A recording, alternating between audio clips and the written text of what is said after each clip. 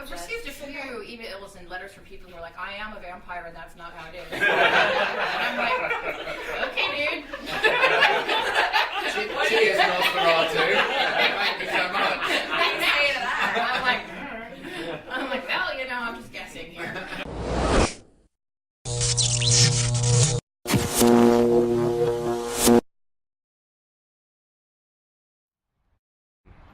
Hey, I'm Ben Silverio with the Pretentious Film Majors for ScienceFiction.com, and we're here at the Franklin Mills Mall, where some of the cast and the creator of the Mortal Instruments are here to meet their fans. But earlier today, we got to sit down with them in a roundtable interview to talk more about the movie. Check it out.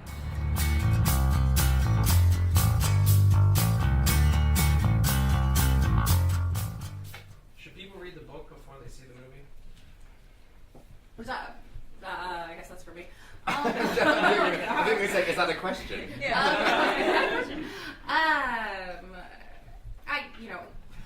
I tend to read books before I see the movie. I like to, compare the differences, but I don't want to be prescriptive about it. I mean, I think you can see the movie and enjoy the movie without ever having read the books. It's definitely meant for non-readers as well as the people who are intimately familiar with the books. For those who know them really well, there's some in jokes and stuff that you'll get that you might not get if you've never read them.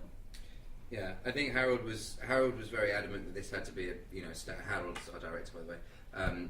He was very adamant that this had to be a standalone piece of art, aside from the books. And yes, of course, obviously we are, we're basing our story on the books, but we have to condense that and we have to make sure that the characters stay true, but also, this has to be something that is accessible to the masses, not just, solely accessible to die-hard fans.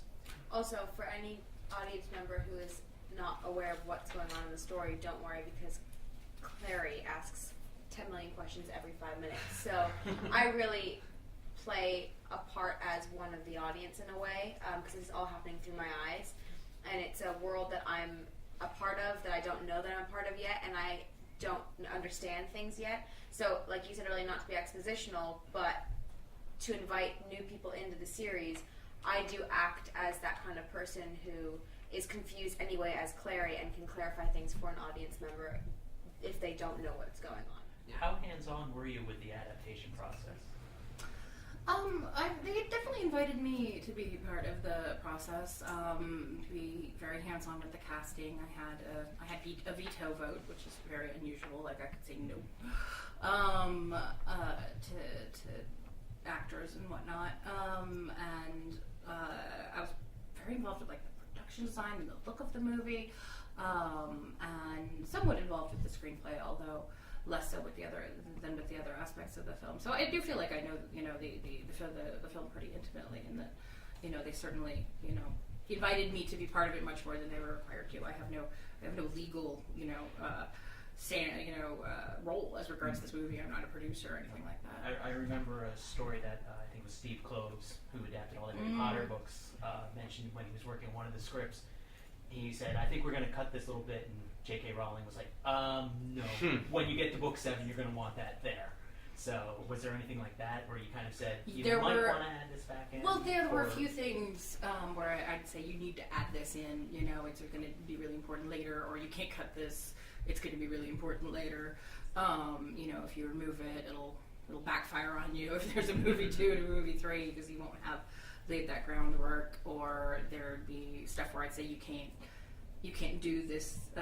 Actually, I think literally the first day I showed up on set, they were like, we're going to show you Jace's outfit. And they, like, pulled it out, and it's, like, this vest and whatnot that's decorated with runes. And I was like, you can't use that rune. It's not invented. Yeah. It was the wedded rune. It was the wedded rune, right? There was the wedded rune. Yeah, I was like, it hasn't been invented because Claire's power is inventing runes. And I was like, this rune hasn't been invented. She invents it in the second movie, so you can't use it. And I think Joe was also in the same position that Cassie was in when they started the Potter. I don't think Joe had even completed the Potter series when they first started. Right. So not done. Oh no, because I waited in line for those books. Well, exactly. I did too.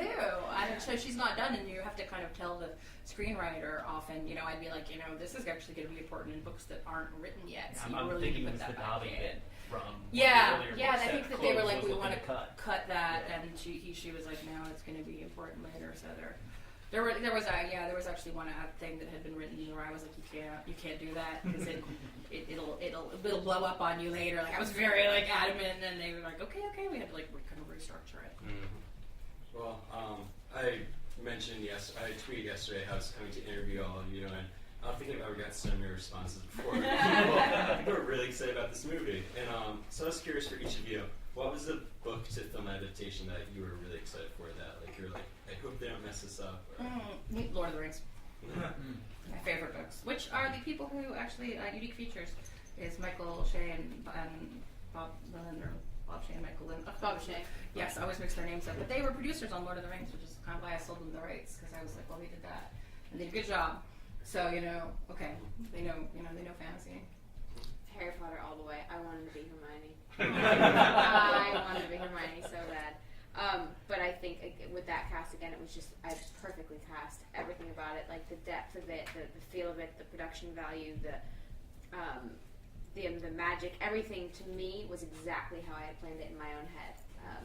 And yeah, for me, I can watch them over and over again. And for our generation, I mean, that was awesome because we got to see a complete progression of not only not only the writing possibilities, but also the visual effects and the special effects.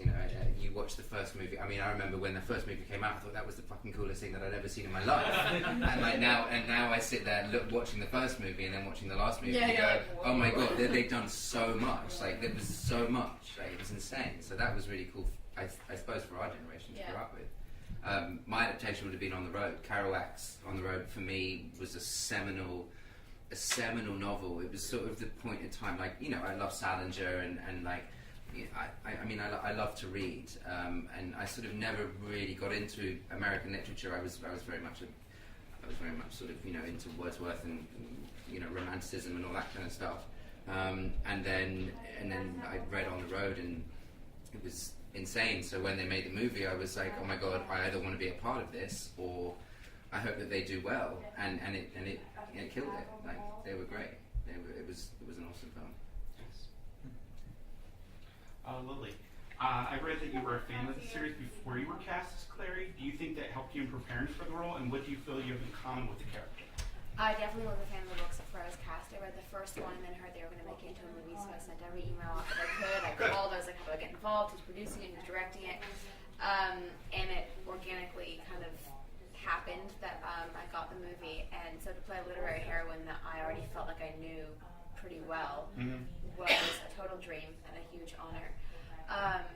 And what I loved most about her, or what I associated most with her at first, was her relationship with her mom. I'm so close with my mom, and for a book to portray somewhat of a typical mother-daughter relationship at the beginning, where the getting annoyed at the mom because she wants you to come home early, or just the typical relationship, to then have it progress into this situation where her mom gets taken and she goes after her and will do anything, will stop at nothing to get her mom back. It's that ultimate love and loyalty that moms and daughters have with each other that isn't normally shown. It's mostly about a mom trying to relate to her daughter, not a daughter trying to find her mom. And I thought that was a really cool twist on a relationship that hadn't been told before. And she's feisty, determined, compassionate, passionate, and never victimizes herself. And when I was younger and I was a journalist, I was pitching talk shows at 15, 16 to every major network, and I got told no every day. And I never took no as a no, this isn't for you. I took it as no, not right now. And that's what Clary does. She just keeps going. So Jamie, you're no stranger to the young adult film genre, and now you're in a new one that's going to be big. I was wondering... Well, we don't know, but thank you. You have to say that because it's good for your piece, but thank you.